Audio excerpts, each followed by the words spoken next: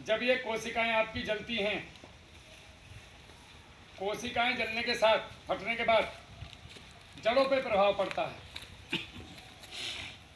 समझ रहे हैं आप? अगर हमारा मुंह जल गया तो हमारे पेट पे प्रभाव पड़ेगा, क्योंकि हम खा नहीं पाएंगे अंदर। तो जड़ें नीचे से भोजन उठाना बंद कर देती हैं ठंडी में। जब जड़ों ने भोजन उठाना बंद किया तो ये पत्ता, जो ये आपकी फटी नसें, सीधी सी बात है, अगर फसल में कभी ऐसा होता है तो उसको कुदरत बोलती है कि जो ख़त्म हो रहा है मैं उसको ख़त्म करूंगी, जो जिंदा रहना चाहता है मैं उसको जिंदा रहने में मदद करूंगी। ये कुदरत का नियम है। आप आज मरने के बारे में सोच लो, मरने के 50 आइडिया कुदरत दे देगी। आप जीने का आइडिया सोच लो, सकारात्मक सोचना शुरू कर दो तो जीने के 50 आइडिया आपके पास आ जाएंगे। तो ये पौधा फंगस लगी, अब कुदरत यहाँ पे खाने के लिए इसको फंगस भेजती है कि इस पर फंगस लगेगी, ये सूखेगा, फिर इसको खाने के लिए कीड़े मकोड़े भेजेगी कीट, और फिर इसको डिस्ट्रॉय कर देगी, ख़त्म कर देगी। नीचे से भोजन नहीं ले रहा है, मतलब पौधा भोजन नहीं उठा रहा है, तो प्रकृति को लगता है कि ये मरना चाहता है, इसको मार दिया जाए, तो वो पौधे को मरने में मदद करती है। लेकिन जैसे ही आप उसके अनुकूल मौसम देते हैं या ट्रीटमेंट देते हैं तो फिर पौधे की जड़ें थोड़ा सा काम करती है, पौधे के अंदर एक उत्तेजना आती है, तो कुदरत को लगता है कि नहीं नहीं ये जिंदा रहना चाहता है। इसका एक उदाहरण देता हूँ। जैसे आप आईसीयू में डॉक्टर के पास गए और आपके शरीर में से कुछ सूसा हो ही नहीं रही, तो डॉक्टर बोलेगा मर गया, इसका पोस्टमार्टम कराओ, इसको ले जाओ।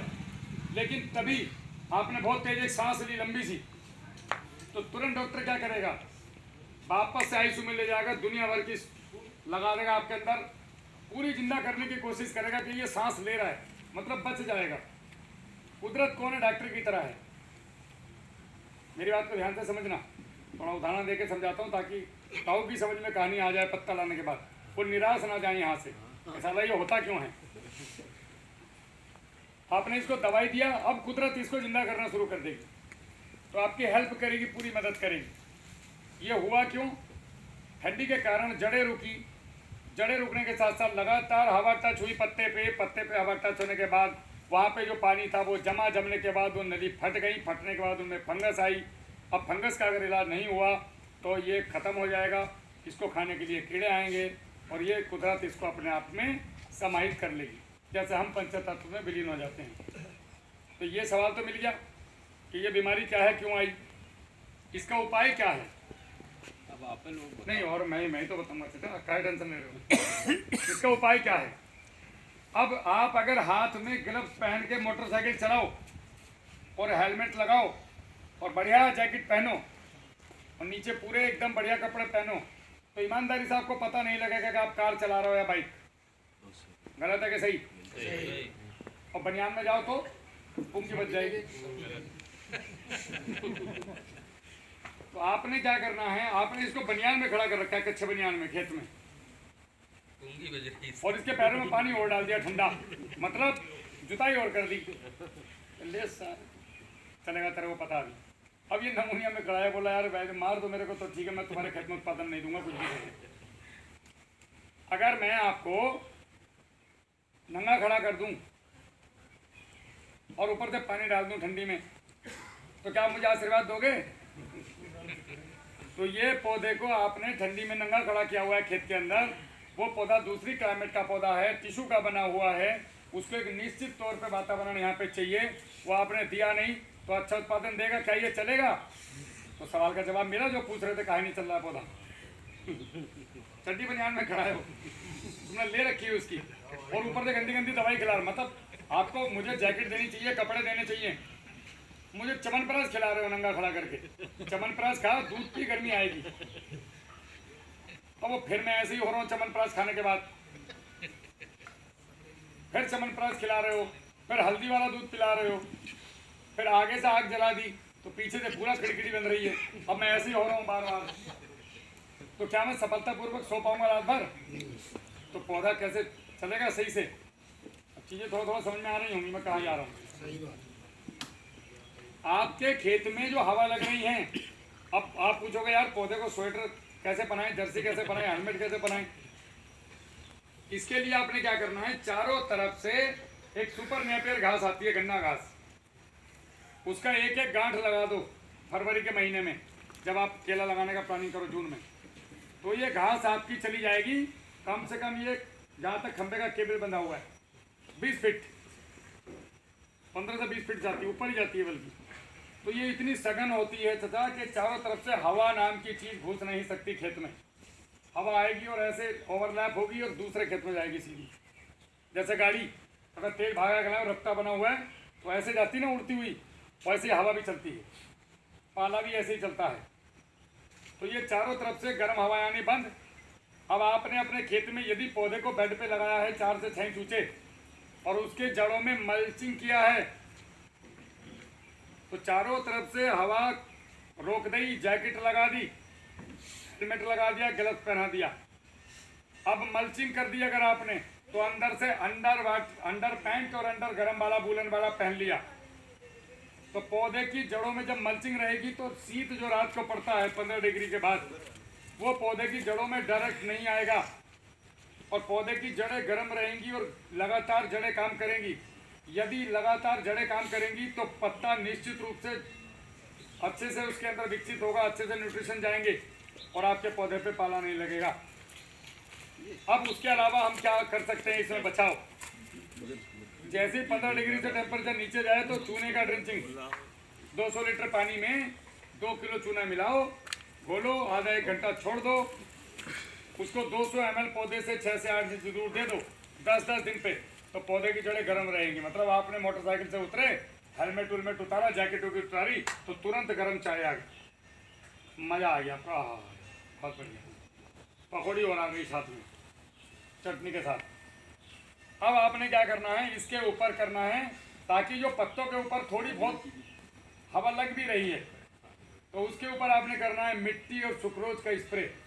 सुक्रोज में पौधा बनता है, उसका भोजन है वो, और मिट्टी में अनंत गुण है, अपने आप में अनंत न्यूट्रिशन मिट्टी के अंदर है, भोजन है पौधे का।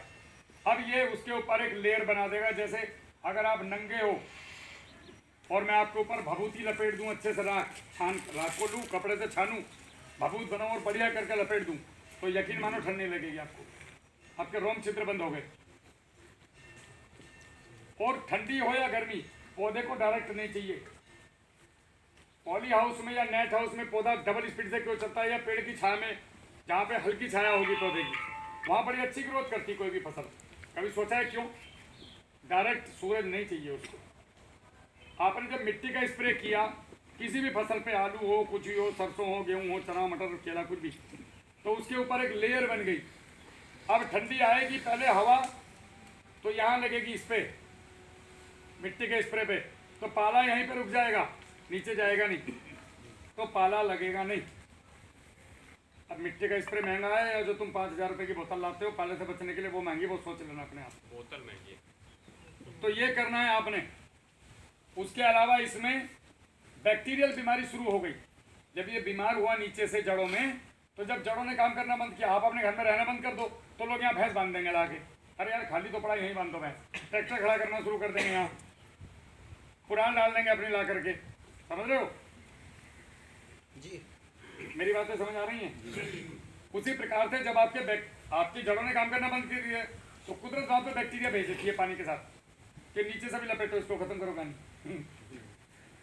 अब वो गंदे वाले बैक्टीरिया को मारने के लिए क्या करना होता है, ब्लीचिंग पाउडर 2 किलो ले लो, बाजार में मिल जाएगा पंसारी के यहाँ, और ब्लीचिंग पाउडर को 200 लीटर पानी में घोल दो, और हर 40-40 दिन में आप अपने खेत में पौधे के सीधा तने पे 200 ml देते रहो। 80 रुपये का खर्चा है, तो बैक्टीरियल बीमारी आएगी नहीं। अभी भी इसमें अगर आप ये ब्लीचिंग पाउडर करेंगे और अगले दिन एक फंगीसाइड का ड्रिंचिंग करेंगे, उसके बाद चूना करेंगे, फिर सरसों की खल और नमक और चूना डालेंगे, ये गया छू। क्योंकि आपने इसको चड्डी बनियान नेकर उगर सब दे दिए कि भाई देख अभी जैकेट तो नहीं है लेकिन लोई ओढ़ ले फिलहाल, और टोपा लगा ले। जो फंगीसाइड है वो किस चीज़ का होगा? फंगीसाइड तो फंगीसाइड ही है जो आपको बाजार में मिलता है जी। हाँ हाँ हाँ, उसमें भी आपको ब्लू कॉपर लेना है, ये नीले थोते और उससे बनता है। नहीं तो नीले पोथे का स्प्रे करा दिया। अरे बाबा ये मरवा गड़बड़ कर देंगे किसान, हर आदमी जागरूक नहीं है। ये लंपट डोज नहीं, ये लंपट कर देंगे, पता है मेरे को। 100 ग्राम बोलोगे 250 डालते हैं। हाँ ये हो सकता है। इसलिए इनको एक्यूरेट ही बताना है, वही चीज़ नहीं, हमने कहा कि आपके उस पे जो है पेस्टिसाइड नहीं करना नहीं है। नहीं, ऐसा कुछ नहीं है कि देखो हमारी पद्धति क्या है, मैं पेस्टिसाइड और जितने भी घातक रसायन हैं मैं उनका समर्थन नहीं करता, लेकिन अभी की परिस्थिति में अब ताऊ का पेड़ इस परिस्थिति में खड़ा है, अब यार इनको बचाने के लिए क्या करूं? ऑर्गेनिक में मर जाएगा उसका पेड़, वो बेचारा बर्बाद हो जाएगा। तो पहले साल मिक्सअप करेंगे, अगले साल सिर्फ रेसिड्यू फ्री करेंगे, केमिकल की बॉन्डिंग तोड़ के खेत में देंगे, और तीसरा साल हर महादेव। कोई ताला हमें दुकान पे जाने की जरूरत नहीं। सेकेंड ईयर की पीढ़ी में भी मैंने ये मोनू की पेड़ी इस साल देख लेना आप, अभी जहर मुक्त कराऊंगा पूरी, कुछ नहीं डलवाना मैंने इसको, उसी में टॉप केला कटेगा मोनू। तो तीसरा साल हम फ्री क्या करेंगे, घर की घरेलू चीज़ें यूज करेंगे। ताऊ जी इसमें 2-3 ट्रीटमेंट होंगे, चूने वाला होगा, सभी को बता के जाऊंगा। एक ब्लीचिंग पाउडर, उसके बाद एक फंगिसाइड, उसके बाद आपका सरसों की खली वाला, हाँ खली सरसों की खल। हाँ, खरी जो ये बात का विषय है, ये बात का विषय मैं सब लिखवा के जाऊंगा। इस पर जिक्र करोगे तो बहुत लंबी चर्चा हो जाएगी, और मैं थकता नहीं हूँ। आप कल तक बैठे बैठे थक जाएंगे, मैं नहीं थकूंगा, मैं कल तक ऐसे बोलना शुरू कर दूंगा बस। तो ये आपका इलाज और उपाय, समस्या और समाधान दोनों दे दिए मैंने आपको, ठीक है। एक स्प्रे लेंगे हम इसमें मिट्टी के, उसके अलावा कोई स्प्रे नहीं, सुक्रोज और मिट्टी का, और जहर मुक्त बना के खाद डालेंगे। रासायनिक फर्टिलाइजर को ऑर्गेनिक तो नहीं बोल सकते, जहर मुक्त कैसे बनाएं, बस सबसे बढ़िया तरीका वही है। और 10 किलो डीएपी को 100 किलो डीएपी मैं कैसे बनाऊं मेरे घर में, बिना किसी दवाई के, बिना किसी दुकान पर गए। ये दुनिया को बताना चाहिए। पता नहीं क्यों लोग अपनी दुकान चला रहे हैं यूट्यूब पे बैठ के, और दुनिया भर के गोष्ठियों में जहाँ जाओ कुर्ता पजामा पहन के, बड़े सुंदर सुंदर कपड़े, भाई और बहनों, और ये दुनिया भर की आकर के लेक्चर कृषि के ऊपर 2-2 घंटे के। पता नहीं ये लोग कहाँ सो रहे हैं, क्यों नहीं बताते मिट्टी का स्प्रे। 2004 में इसको गोल्ड मेडल मिल चुका, पूरी दुनिया दे चुकी, और हमारे देश में ईजाद हुआ, और हमारे देश वाले भूल गए मिट्टी के स्प्रे को, और किसानों को पेस्टिसाइड स्प्रे करा रहे हैं, मर रहा है किसान। तो हम लोग आप लोगों को जगाने के लिए आए हैं कि ताऊ जी उठ जाओ, सवेरा हो गया, नहीं तो बुलडोजर आ रहा है, साला मार देगा तुम्हें, चढ़ जाएगा तुम्हारे ऊपर। अभी मरने की स्थिति में हो, वैसे भी जागना ही पड़ेगा, आप लोगों को मजबूर हो, नहीं तो लंपट हो जाओगे 1-2 साल के अंदर। मेरा जवाब, दूसरी समस्या बताओगी कोई भी, चलो को लेकर कोई समस्या तो आती होगी। सरकार ये जो आपका पौधा आया था, उस पौधे मतलब बहुत मर गए थे।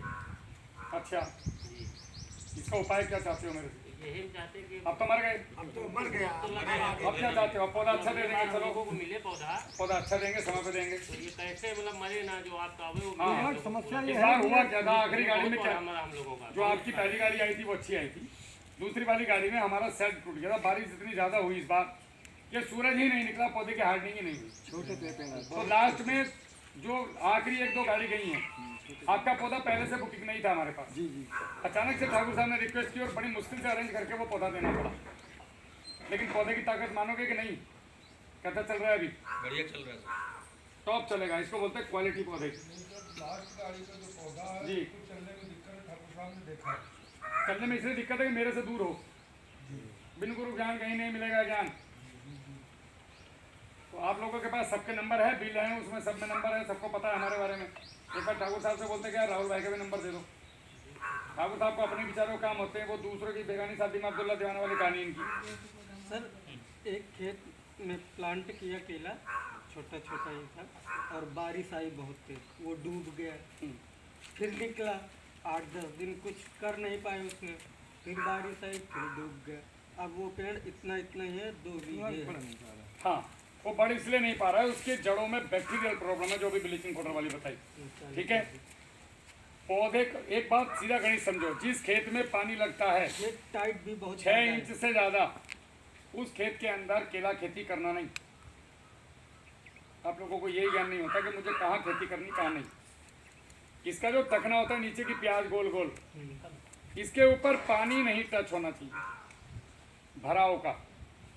यदि पानी टच हुआ उतनी बार ये फंगिसाइड मांगता है फिर, इसीलिए हम इसको 6 इंच ऊंचे बेड पर लगवाते हैं। इनका पौधा हमने देखा है, बहुत छोटा छोटा है, एक बार पूरा चढ़ गया है उधर समाधान से। बता रहा हूँ, डूब भी गया। समाधान ही बता रहा हूँ, पेशेंस रख के सुनो, सब्र से। पौधे के टखने पे पानी नहीं लगना चाहिए, इसलिए पौधा बेड पे लगाएं। काहे नहीं लगाया बेड पर? फर्स्ट फैला और 5 साल तो हम 5 साल से चिल्ला रहे हैं, जीरो आइडिया था। सर ये आए थे प्लाट देखने भी आए थे, इनको हमने अपना पानी नाली का प्लाट भी दिखाया था और बताया था कि जैसे आपने फ्लड में लगा दिया है तो धीरे धीरे करके उसको आप रोपे ले अभी आइए, तक भी नाली पाली नहीं तो कम से कम एयरिंग होगी उसकी। इनके पास ट्यूबवेल की व्यवस्था है तो वहाँ पानी जाता है, पानी जब उसकी चद्दर फटती है ना तब उसको सुई धागा याद आता हम है। गए थे देखे थे खुद इनका प्लाट। पहले बताते भाई सुई धागा ले ले तो ये चद्दर फटेगी तेरी एक दिन, इसको सिल लेना पहले से। अभी जैसे आप गए थे शुरू में भैया मोनू के पास, तो मोनू का प्लाट आपने नाली पाली पे देखा तो आपने मन में सोचा चूतिया है साला, बेवकूफ है, तो काहे नहीं किए तुम? चालू किया ना काम। नहीं अब नहीं, अब तो मरने के बाद कर रहे हो, पहले ही पेड़ पे क्यों नहीं लगाए? पहले आइडिया नहीं था। आज आइडिया था तो मोनू ने बता दिया पौधा लगने से पहले। मोनू भाई से नहीं मिला था ना। बाद में आए सर, आपने जब वो किया, लेकिन उसके बाद भी जो है हमने लगातार अभी आपका उनको पौधा बताया उड़ कि जाएगा। सुनो बहुत इजी है उसको उठाना, बाएं हाथ का खेल हमारे, ठीक है? ये समस्या नहीं है, तुम लोग समस्या ही नहीं पूछ रहे मेरे से, या तो तुम्हें पूछना नहीं आता है या गड़बड़ है मामला। हमारा केला बीच में से टूटता क्यों है, फच फच क्यों गिरता है, किस किस का पौधा टूट के गिरता है, तो काहे नहीं पूछते? क्यों नहीं पूछ रहे? फिर आपके केले के ऊपर जो दाग आते हैं, फंगस आ जाती है, बीटल आता है, उसका क्या उपाय है? क्यों नहीं पूछ रहे? पूछना नहीं आता या मैं गधा हूँ? पहली क्लास चल रही है। नहीं अरे प्रश्न तो पूछो। अरे अभी तक तो कोई समस्या आई होगी चाचा, कुछ तो समस्याएं आई होंगी। नहीं हम लोग पिछले बार गांठी वाला लगाते थे। इतनी फंगस क्यों आ रही है केले में? सुनो सरकार, पिछले बार हम लोग गांठ वाला लगाते थे तो गांठ वाले में हमको बताया गया कि ये टूटता ही है। अब इस बार आप टूट नहीं है। बैठे कि जब आप वाला अच्छा सुनो, चलो मैं वही जानना, अभी आप लोग प्रश्न नहीं पूछ पा रहे, मैं बताता हूँ हम किन किन चीजों पर चर्चा करेंगे जो मैंने सोचा। खेत की तैयारी और स्वेटर जर्सी कैसे बनाए, मतलब केला जो है वो हमारी फसल नहीं है, गन्ना और केला। तो महाराष्ट्र जैसा, शांति से सुनो, महाराष्ट्र जैसा, वो जो वीडियो देख रहे हैं ना वो कहेंगे यार बड़े बदतमीज लोग हैं साले, उसकी नहीं सुन रहे, अपने आप बोल रहे हैं। मैं नहीं कहूँगा, कमेंट में आएगा नीचे। महाराष्ट्र में तो हम अपने खेत को लेके जा नहीं सकते, तो महाराष्ट्र जैसा वातावरण, यानी कि मैं बिजनौर से आया हूँ तो मुझे यहाँ पे अच्छा वातावरण आप बिजनौर जैसा कैसे दो, तो वो आप लोगों ने ठाकुर साहब ने कल से देने की कोशिश की, तो मैं यहाँ टिका हूँ, नहीं तो भाग जाता आपके आने से पहले गाड़ी उठा के सुबह, समझे? तो केले को महाराष्ट्र जैसा वातावरण हम कैसे दें अपने यहाँ पे उन्नाव में, ताकि हमारा केला 12 महीने चले, 12 महीने कटे, 12 महीने क्वालिटी बने, 12 महीने वजन आए, 12 महीने पैसा मिले, उस पर बात करेंगे। अच्छा पौधा क्या होता है? लोग बोलते हैं अच्छा पौधा लो, अच्छा पौधा लो, अच्छा पौधा लो। अरे भाई अच्छा पौधा होता क्या है, कैसे पहचाने अच्छा पौधा है? समझ गए? नस्ल ही खराब है तो कुछ भी कर लो, फिर सारा गेम नस्ल का है। मेरी नस्ल ठीक है तो मैं यहाँ खड़ा हूँ, नस्ल खराब होती तो 2 पैक टिका करता, शाम को घर बैठता आराम से, भाड़ में जाए, किसान मुझे क्या लेना देना, मैंने ठेका थोड़े ले लिया, गवर्नमेंट का काम है किसान को बचाना, यही सोचते ना हम लोग। लेकिन नस्ल ठीक है तो मैं यहाँ खड़ा हूँ, आज आप लोगों को एजुकेट कर रहा हूँ। तो ये मेरे पुरखों के, मेरे पिताजी के, उनके दिए हुए संस्कार है कि बेटा किसान के लिए जीवन पर्यंत काम करो, किसान अगर जिंदा है तो तुम हमेशा जिंदा हो, और तुम अमर हो जाओगे अगर तुम किसान के लिए काम करोगे तो हमारे पिताजी ने भी हमें छोड़ा हुआ है, बिल्कुल कभी फ़ोन नहीं करते। हमारा पुरस्कार लेने भी वो खुद ही गए, हम बोले तुम ही जाओ, हमें पुरस्कार की जरूरत नहीं है, किसान गले में माला डाल दिया, हमने गोल्ड मेडल जीत लिया, कहानी खत्म। इससे बड़ा पुरस्कार क्या हो सकता है? बिजनौर के बच्चे को उन्नाव में आगे सम्मान मिल रहा है, ये बड़ी बात है मेरे लिए। तीसरा है घर पर पौधा आने के बाद क्या सावधानियां रखें, अब सुनते रहना ध्यान से।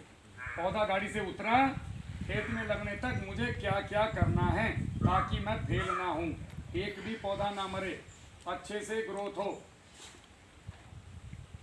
पौधा लगाते समय रखने वाली सावधानियाँ, कि पौधा लगाते समय 99% क्या गलतियाँ करते हैं किसान, वो गलती नहीं करनी है, वो मैं आपको समझाऊंगा। ये भी हेडिंग बता रहा हूँ। मल्चिंग चिल्लाते हैं हम लोग, पौधे के नीचे घास बिछा दो, घास फूस, ये फायदा क्या है इससे? ये तो यार ये तो गड़बड़ चीज़ है, ये क्यों करें? किसान को बोलते देते लोग करो, ये नहीं बताते क्यों करें, इससे फायदे क्या हैं। ना करूं तो क्या नुकसान है, दोनों चीज़ पता होंगी तभी तो आदमी सोचेगा, उस बारे में विचार करेगा। बेड पे पौधा क्यों लगाएं, मैं 4 इंच 6 इंच पे क्यों बोल रहा हूँ, इसका कारण क्या है? जमीन पर फिलेन पर लगाएं तो क्या दिक्कत है, दुनिया आज तक लगाती है, ये हम लगा रहे हैं तो कौन सा पाप हो गया?